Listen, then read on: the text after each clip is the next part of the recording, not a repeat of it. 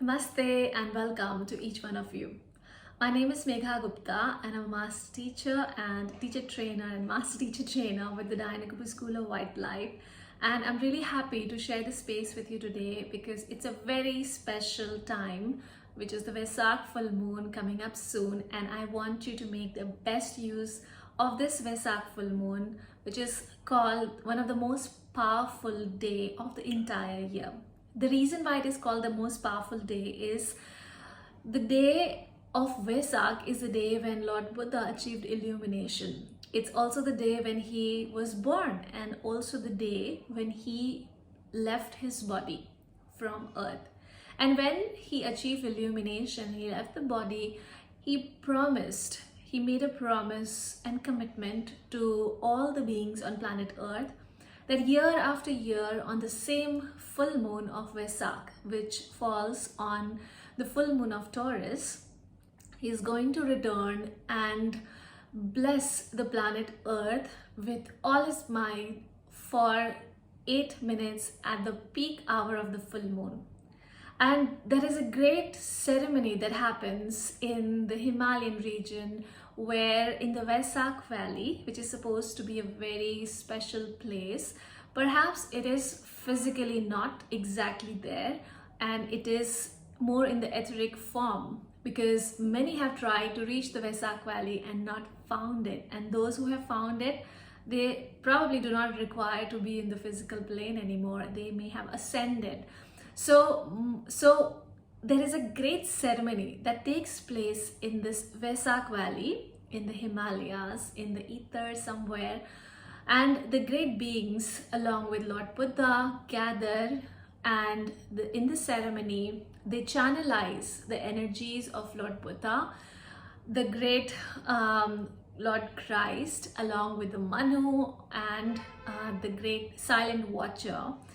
And together, along with all these beings of light, there are thousands of disciples and spiritual aspirants and arhats who take part in this great service that they offer to humanity. And as a soul, if you will and desire, you can lift yourself up from the physical plane for a while in your meditation and visit the Wesak Valley at the time when the ceremony is happening. So my reason for being here with you today in this video is to make you aware about this because it's a very special time. And I would really like you to make best use of this full moon because the energy that you gather during this full moon that you receive, if you're aware, especially if you're, let's say, meditating, if you're aware, if you're super receptive, your energy bodies are super receptive, the amount of energy downpour that you can receive during this time is said to be so powerful that it can last you for months and years compared to the months and years of spiritual practices, the meditations that you do in order to gather the same energy. So imagine the amount of power and energy that you can receive from the Wesak full moon meditation. And I would like to explain a little bit about the kind of ceremony that happens. And so first, it's the full moon of Taurus, which is traditionally is the time of celebration of Wesak full moon.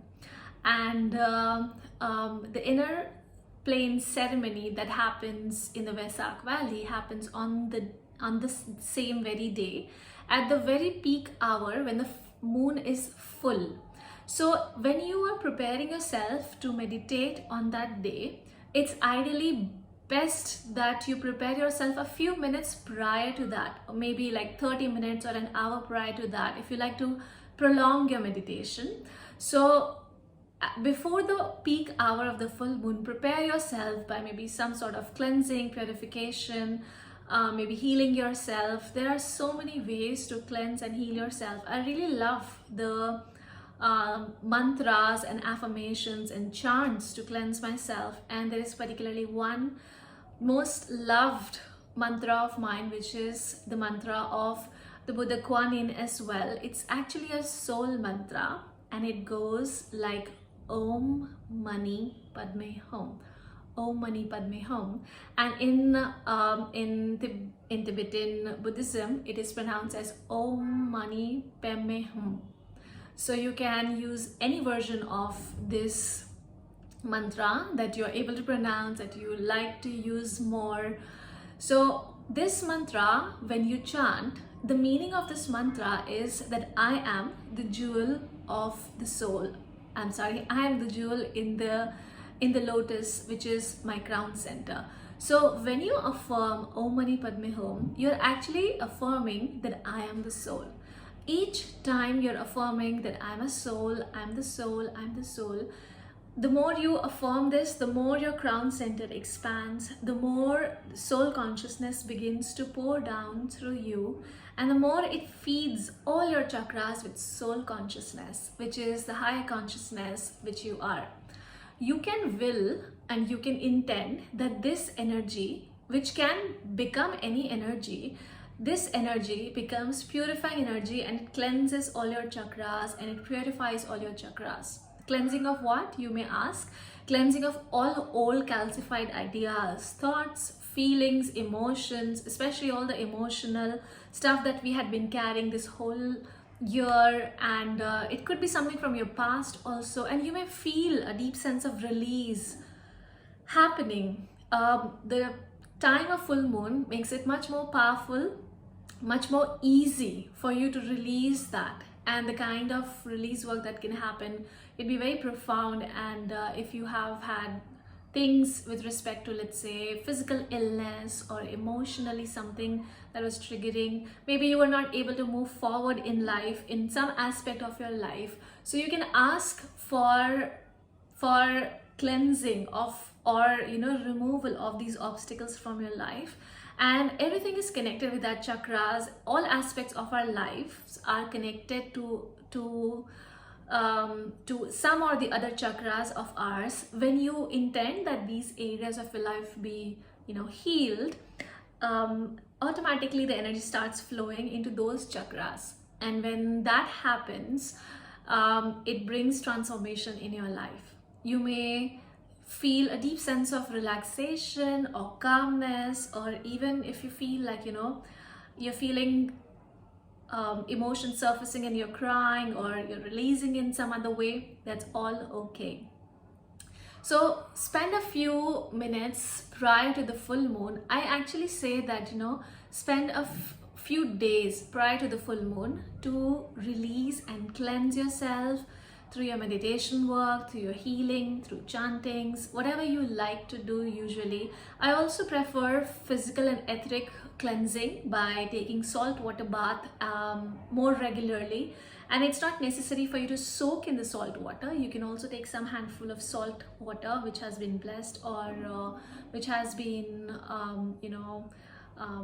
prayed over, and you can use this on all over your body basically.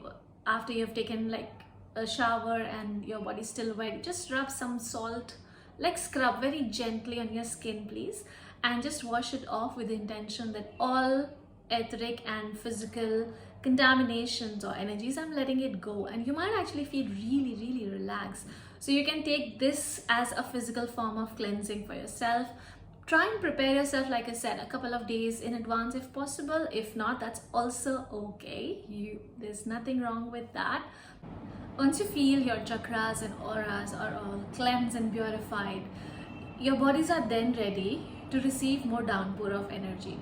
It's best to receive more energy in a clean body, in your clean auras.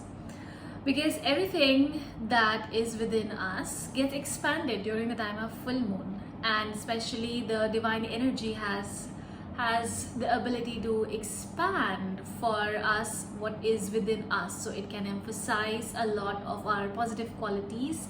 And when your auras are pure, it is much more easier to expand on those positive qualities.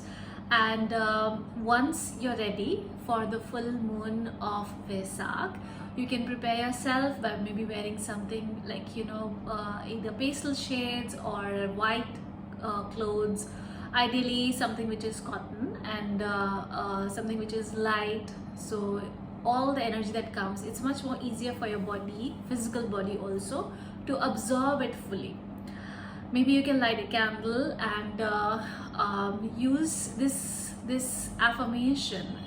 So I have written an article on Wesak a few years back, and if you like, you can revisit this article. I can leave the link for the same later for you. So you can use this affirmation, which I call the I am affirmation, and I will read it out right now, and you can do this with me at the moment. So just close your eyes and just take a couple of deep breaths in and out, and affirm with me and feel every word that I say to be true for you. I am that I am. Be aware of your crown and the light that is above your crown center, that is of your soul, and affirm again with me. I am that I am.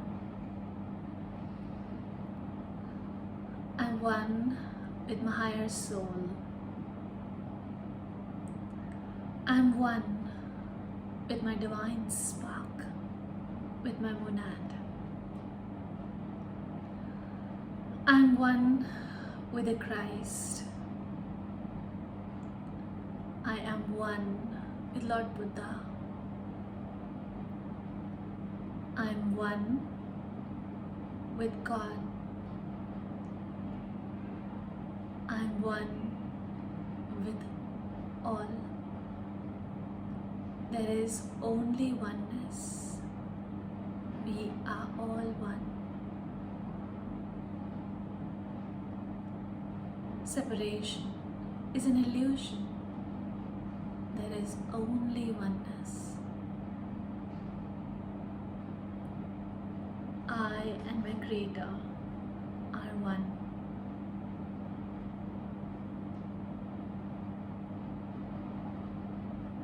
Just be aware of the pure energy, the subtle changes within you.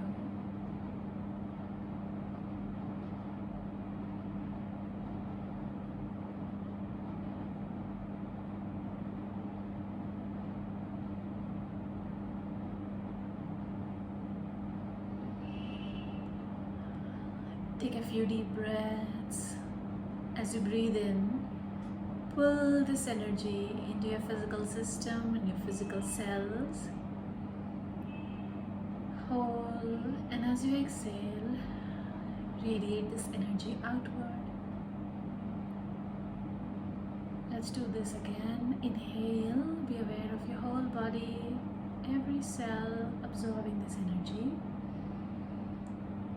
Hold, exhale, and radiate this energy outwards. And then gently be aware of how you're feeling. And just stretch, open your eyes. Just look around and notice how you're feeling. Good? Great. So I like to use this affirmation. I call this the soul affirmation, and I do that often, maybe a couple of times prior to my meditations, and I see that my meditations become very profound and strong. And then, if you like, you can begin to chant. The chant of Om Mani Padme Hum can be really powerful, and as you do this chant, ideally 108 times is what we do here in India and various parts of the world. So if you like, you can use the mantra for about 108 times. I use a mala, like a rosary or a prayer mala, and it has usually got like 108 beads in it. So it's something that I use to count, and as I'm chanting, I'm being aware of my whole body, and I'm being aware of my entire system and the energy that I'm receiving. and I allow my consciousness to rise eventually and get into this beautiful meditation.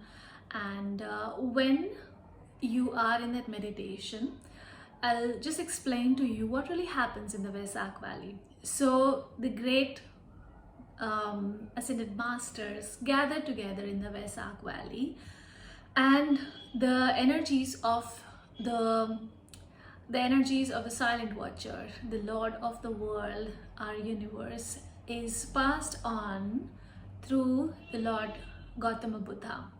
The energies then is passed down and stepped down with the help of Lord Christ, and there are several other ascended masters who take part in this ceremony.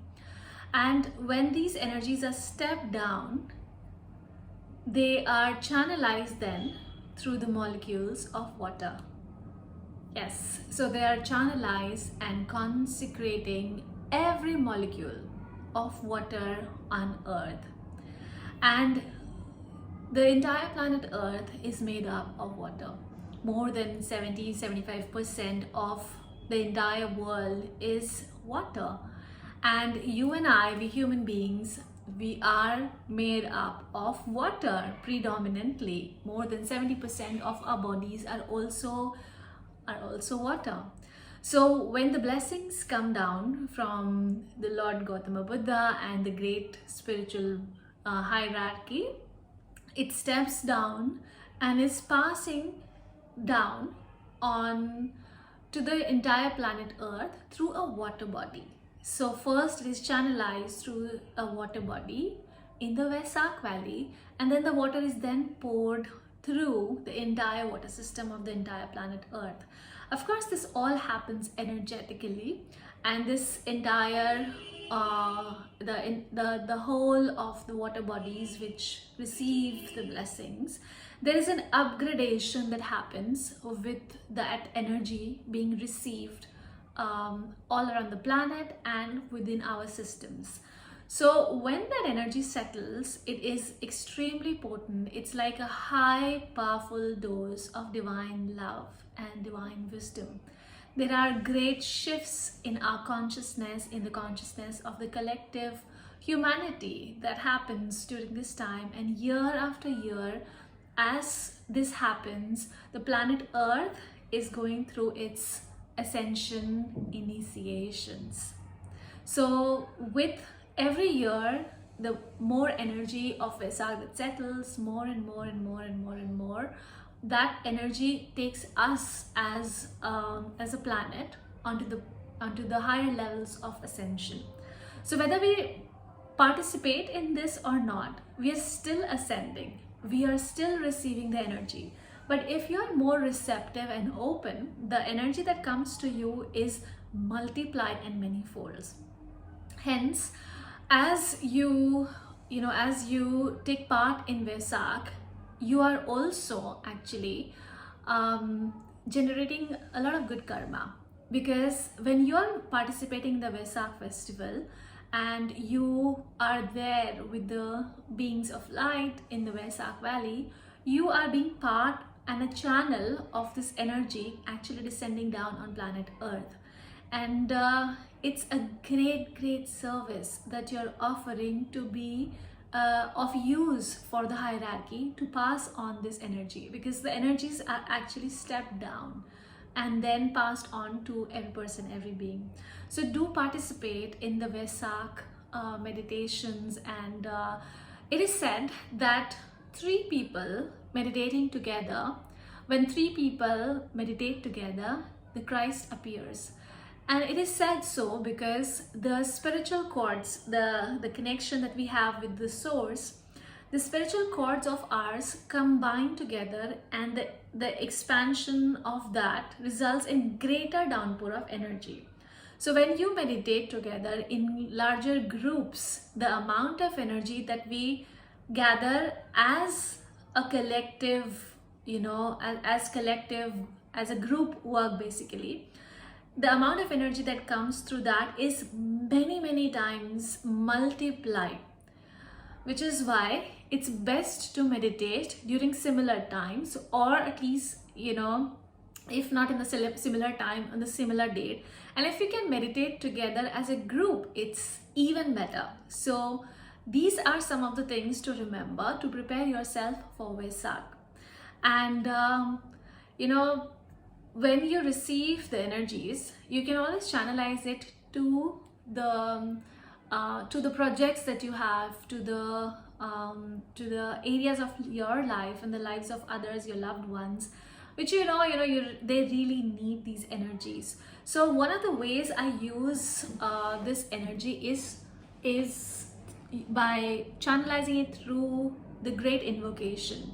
Actually, during the Vesak, when you're preparing and beginning with the journey to be in the Wesak Valley, just try and put your hands outwards and do some great invocations. Again, I will put this in in the post here for you to read through the great invocation. I have also prepared earlier and posted a video on great invocation. I will link it to that.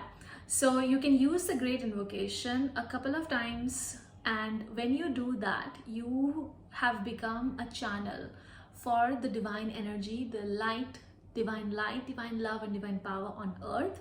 And then allow 8 minutes of those peak time of the full moon to be complete silence. Okay, and you can again, before the silent part, do the affirmations, do the great invocation, do the chants and mantras, and then for the 8 minutes of the full moon, be absolutely silent and be just aware and receive.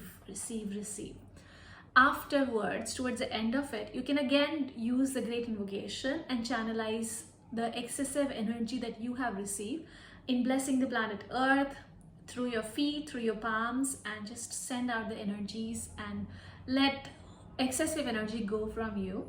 We can't hold excessive energy. Our bodies heat up. So just let go of the excessive energy that you have received, and then put your hands down, relax, maybe massage your body a little, so your awareness is fully back to the body, and then enjoy yourself. One really important thing you can do is bless the water. So you can have a couple of bottles of water and you can bless the water and keep that Vesak water to use during the year. It is very powerful, it is very potent. Don't try to drink it up at one go, please. Save it, have maybe a couple of sips of it during the year, days when you really need it, days when you need physical healing, etc. Have the Vesak water and use the Vesak water during the whole year.